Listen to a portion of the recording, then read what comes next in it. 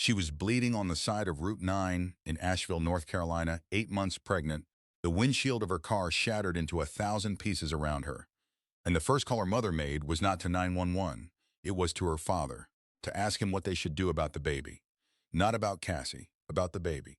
And when Cassandra Whitmore finally woke up 3 days later in the ICU at Mission Hospital, bruised ribs, fractured wrist, a daughter breathing through a tube in the NICU upstairs, her parents sat at the edge of her hospital room like people waiting for a meeting to end, and said the 6 words that would split her life into a before and after.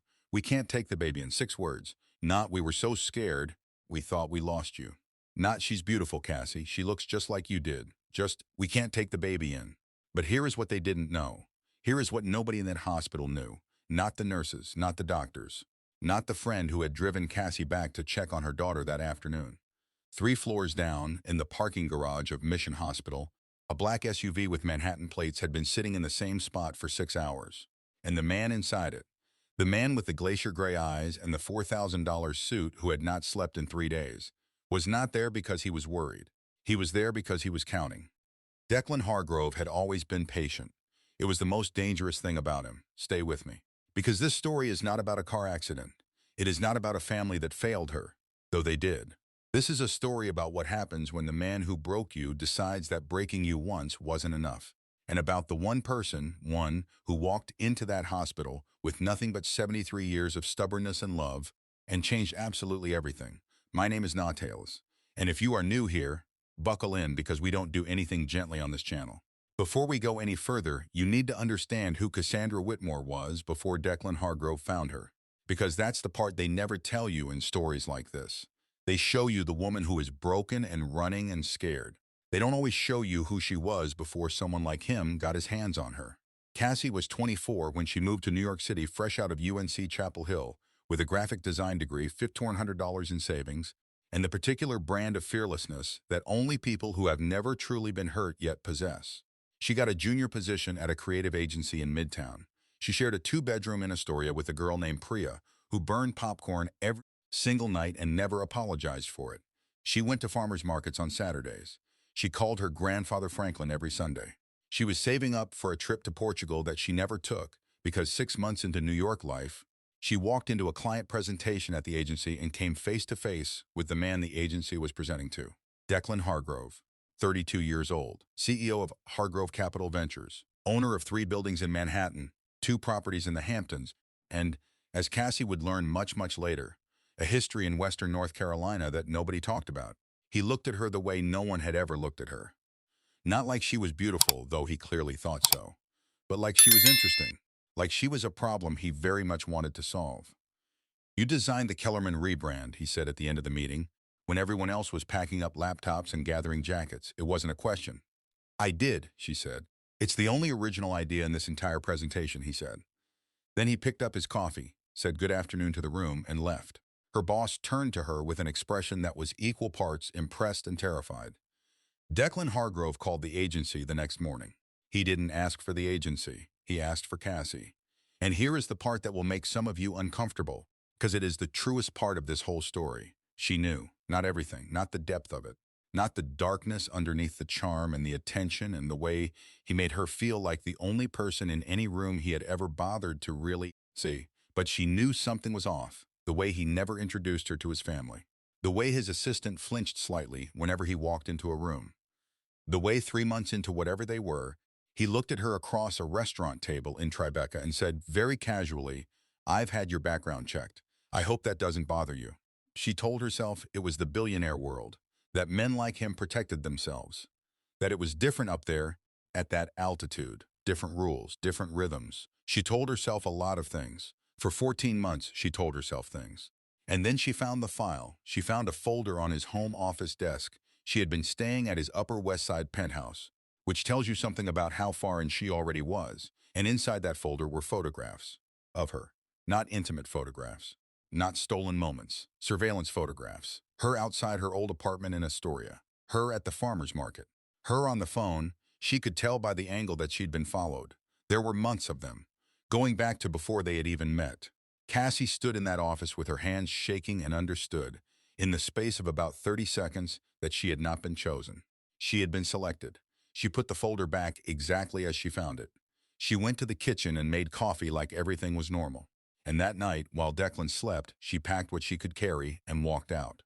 She was already 2 months pregnant. She didn't know yet. Let's talk about Declan Hargrove. Because I know some of you are already asking the question you don't want to admit you're asking. What did he look like? Yes, 6'2", dark hair just slightly too long, like he couldn't be bothered to care about the things everyone else cared about. Those gray eyes that Cassie had described to her friend Priya early on as the color of Lake Michigan in November, beautiful and cold, and exactly the kind of thing that will kill you if you're not careful. His family had money the way some families have bad tempers. It went back generations, it showed up in everything, and nobody talked about where it originally came from. His father, Edmund Hargrove, had built the original Hargrove Capital Empire through a series of real estate acquisitions in the 1980s and 90s that had made him extraordinarily wealthy and had left in various parts of the American South and Midwest a trail of smaller businesses and family operations that had been not destroyed exactly, absorbed. Like everything Edmund touched became part of him whether it wanted to or not. Declan had inherited the empire at 28 when Edmund died of a heart attack in his Greenwich, Connecticut home. He had also inherited the methods. Here is what Cassie's parents knew that they never told her. Richard Whitmore, Cassie's father, had received a phone call from Declan Hargrove's legal team 14 months before Cassie ever walked into that Midtown conference room, not after the relationship started, before. The call had been brief, professional. A man whose name Richard could not later confirm had explained that Hargrove Capital was aware of the Whitmore family's connection to a parcel of land in Buncombe County, North Carolina, land that had been in the Whitmore family for 2 generations, and that Hargrove Capital had interest in acquiring it. Richard had declined. The call ended politely, and 6 months later, his daughter moved to New York City and walked into a presentation attended by Declan Hargrove. Richard had told himself it was a coincidence. He had told himself that for 14 months. He had told himself that right up until the moment his daughter called him from Asheville, crying and pregnant and hiding, and some part of him, the part he never spoke out loud, had wondered if any of it had ever been an accident at all. This is why they couldn't take the baby. Not just fear of Declan, guilt. The particular, suffocating guilt of a parent who suspects, but cannot prove that their silence may have fed the wolf that found their daughter. Let me say that again slowly for the people in the back. Richard and Patricia Whitmore knew, or strongly suspected, that their daughter had not randomly crossed paths with one of the most powerful and dangerous men in Manhattan. They knew, and they said nothing. Not when she called excited from New York. Not when she came home for Thanksgiving that first year with stars in her eyes and stories about this man she'd met. Not when the stars started to dim and the stories started to have gaps in them. Not once. Because saying something would have meant admitting what they feared was true. And the Whitmores, God bless them, had always been better at silence than at truth.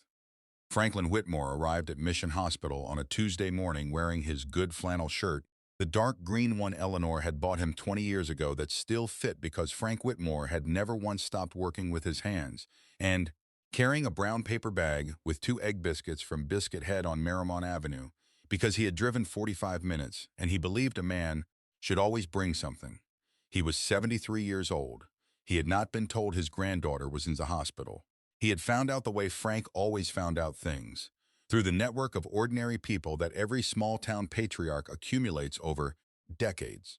A nurse at Mission who attended the same church as his neighbor, a phone call, a careful description of a young woman who matched Cassie perfectly. He had been in his truck within the hour. The nurses at the NICU front desk had been very polite when they told him he wasn't on the approved visitor list. Franklin had been very polite back.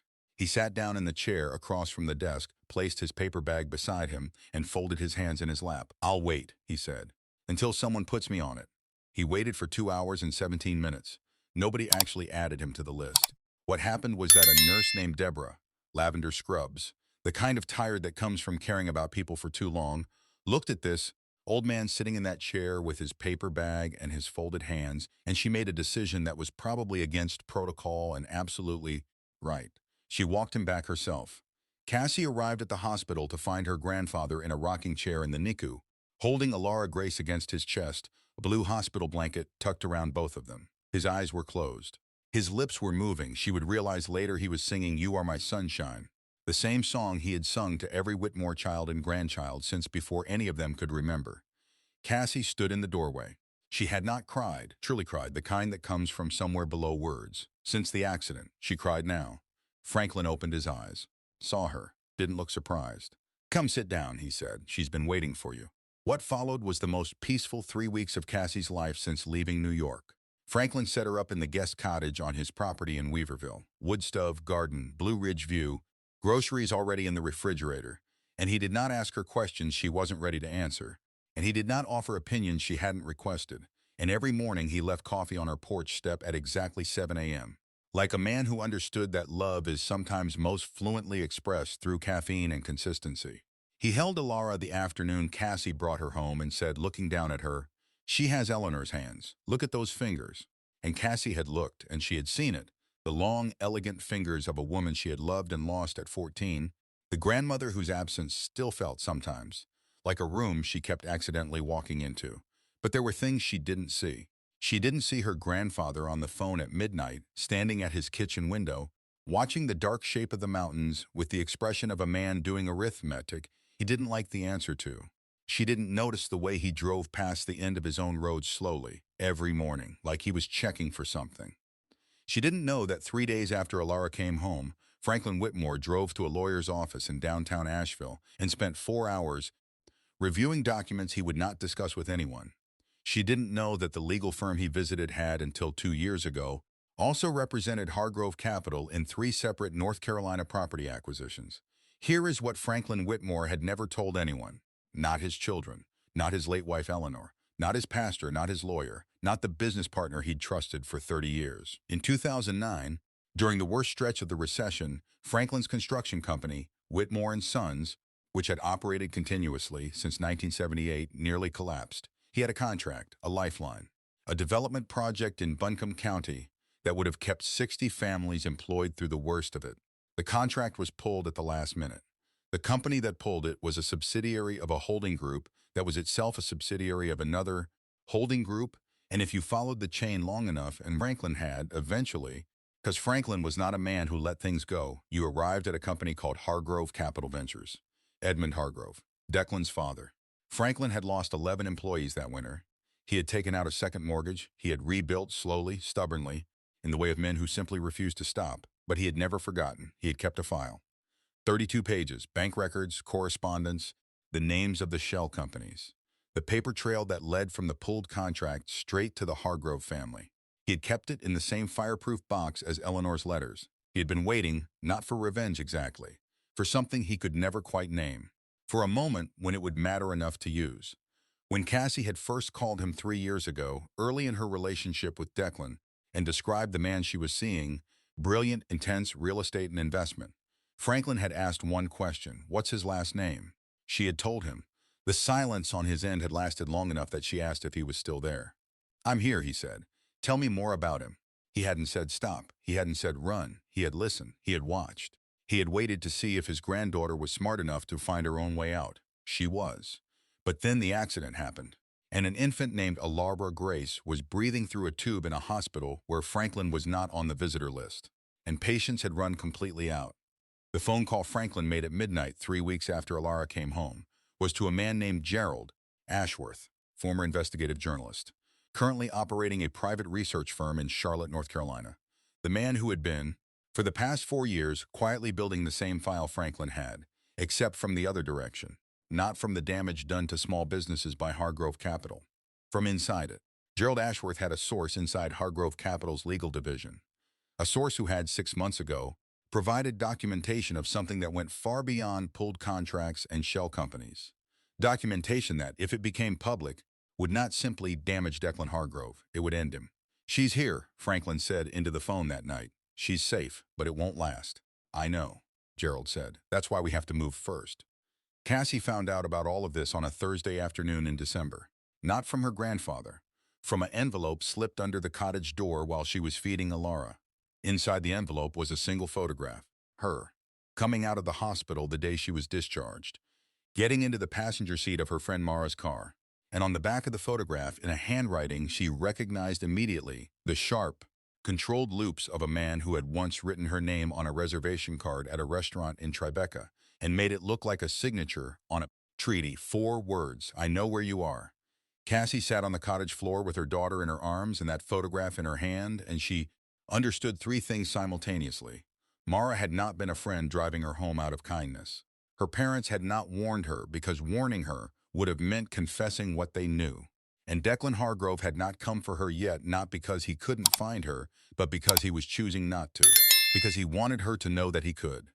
Because that was how he had always operated. Not with force, with the promise of force, with the unbearable, suffocating knowledge that you were never actually free. She heard her grandfather's truck pull up outside. She heard his boots on the porch steps. She heard him stop. In the quiet that followed, she realized he had seen the envelope, that he already knew. The door opened. Franklin Whitmore walked in and looked at his granddaughter on the floor with his great-granddaughter in her arms and a photograph in her hand, and something crossed his face. Something she had never seen there in her entire life. Not fear, fury, the cold, quiet kind. The kind that doesn't shake. "I need to tell you something," he said. "I should have told you a long time ago." He sat down across from her on the floor, 73-year-old knees and all, and he started talking. "I am going to stop there. Not because the story is over, because it is nowhere near over." What Franklin told Cassie that evening in the cottage would take everything she thought she understood about her relationship with Declan, about her family, about the accident, about that black SUV in the hospital parking garage, and reframe it, all of it. There are questions in this story that I have not answered yet. Why did Declan wait? What does he actually want? Because I promise you, if you think it's just Cassie, you are not seeing the full board yet. What is in Gerald Ashworth's file, and who else knows it exists? And the question I personally cannot stop thinking about. The friend who drove Cassie to the hospital, Mara. Mara, who had introduced herself 8 months earlier at a coffee shop on Lexington Avenue in New York, right after Cassie left Declan. Mara, who had suggested Asheville. Mara, who knew exactly which hospital Cassie was at. Who sent Mara? Was it Declan? Or was it someone else entirely? Someone with their own reason to keep Cassie exactly where she was? If this story reached into your chest today, if you found yourself holding your breath in places you didn't expect to, then you already know you belong here. This channel is for the people who need stories that don't look away. Stories about women who were chosen for reasons they didn't consent to, and who found, eventually, that being chosen doesn't mean being owned. Stories about the men who love them in ways that look like devotion but function like cages. And stories about the ones, the grandpas, the Franklins of the world, who show up when everyone else quietly steps back, and who sit down on the floor beside you, bad knees and all. Because that is simply what love does. Subscribe if you're staying, and you're going to want to stay. Because what happens next is going to change everything you thought you knew about this story. And I cannot wait to tell you.